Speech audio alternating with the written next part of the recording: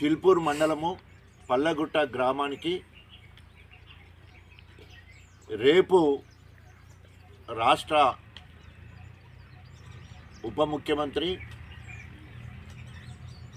ఆర్థిక శాఖ, అదేవిధంగా విద్యుత్ శాఖకు సంబంధించిన మంత్రివర్యులు బట్టి విక్రమార్క గారు వస్తున్నట్టు తెలుస్తూ ఉన్నది. ఇప్పటికే 1-2 సార్లు రావడం కూడా పోస్ట్ పోన్ అయింది. కారణం ఏంటంటే కల్లాలల్లో కుప్పలు కుప్పలుగా ఉన్నాయి. మొక్కజొన్నలు ఎక్కడ కొనలేదు. రైతులు తీవ్ర ఆందోళనలో ఉన్నారు. అయితే రైతులు ఎక్కడ తిరగబడతారని చెప్పేసి ఇక్కడున్న స్థానిక ఎమ్మెల్యే జిత్తులమారి నక్క కడియం శ్రీహరి గారు ఆలోచనలో భాగంగా రేపు వస్తున్నట్టు తెలిసింది. కానీ ఏ ముఖం పెట్టుకొని బట్టి విక్రమార్క వస్తున్నాడు? ఆనాడు గ్యారంటీ కార్డులు ఇచ్చిండు. స్వయంగా పాదయాత్ర చేస్తూ ప్రతి నియోజకవర్గాన్ని తిరుగుతూ ఇక్కడ కూడా వచ్చిండు బట్టి విక్రమార్క. గ్యారంటీ కార్డు మీద సంతకం కూడా చేసిండు. 6 గ్యారంటీలు ఇస్తానని 6 గ్యారంటీలు వెరసి 420 హామీలు ఏ ఒక్కటి కూడా నెరవేర్చకుండా ఏ ముఖం పెట్టుకొని బట్టి ఇక్కడికి వస్తున్నాడు. ఇప్పటికీ కాంగ్రెస్ ప్రభుత్వం వచ్చిన కాంచెల్లి దాదాపు 870 మంది రైతులు పిట్టెల లెక్క రాలిపోయిండ్రు.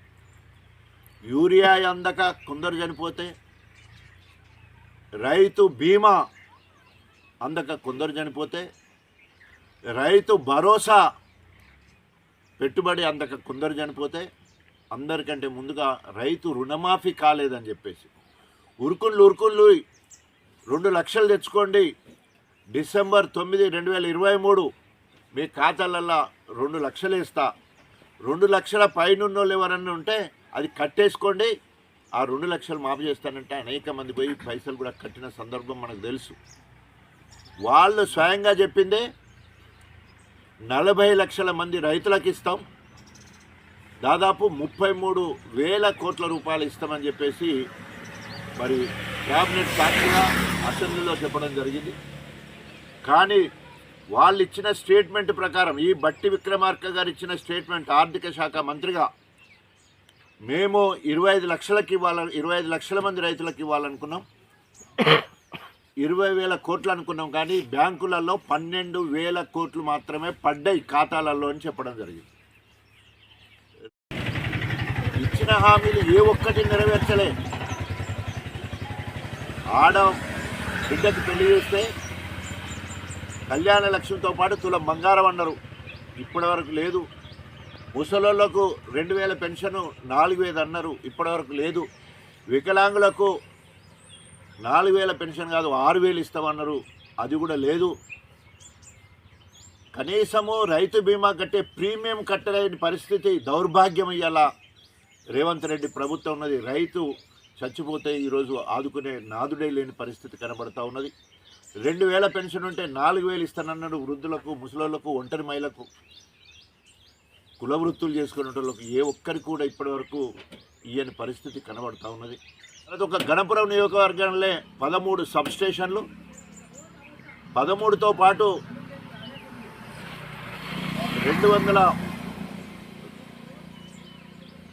132/33 పీసరలో 132/33 పీసరలో, తర్వాత మన కొండాపూర్లో 33/11, అదేవిధంగా కుర్చపల్లిలో 33/11, సాగరంలో, ఇవన్నీ కూడా నేను మంజూరు చేసినాయి. అప్పటి నుండి పనులు నడిచినాయి, పనులు అయిపోయినాయి, అవన్నీ కూడా పని చేస్తూ ఉన్నాయి. ఇప్పుడు వస్తూ నేను పీసర వెంచర్లు వచ్చిన, అది 132/33, అది ఎప్పుడో మాసిపోయింది, వర్క్ అవుతుంది, అన్ని పనులు కూడా జరుగుతున్నాయి. రేపు బట్టి విక్రమార్క పల్లగుట్టకు వచ్చేదాన్ని తీవ్రంగా వ్యతిరేకిస్తూ ఉన్నాం. నువ్వు ఎన్ని వేల కోట్ల పనులతో ఇక్కడికి వచ్చినావు, నువ్వు సంతకం పెట్టి మీ పార్టీ సంతకం పెట్టి గ్యారంటీ కార్డుకి సంబంధించిన 6 గ్యారంటీలు ఏమైనాయి అవి చెప్పిన తర్వాతనే గన్పూర్ నియోజకవర్గం అడుగుపెట్టాలని హెచ్చరిస్తున్నాం. తప్పకుండా రేపు జరిగే కార్యక్రమాన్ని ప్రజాస్వామ్యంగా అడ్డుకుంటాం, నిరసన తెలియజేస్తాం. అది ప్రజాస్వామ్యంలో ప్రతిపక్షానికి ఉండే హక్కు.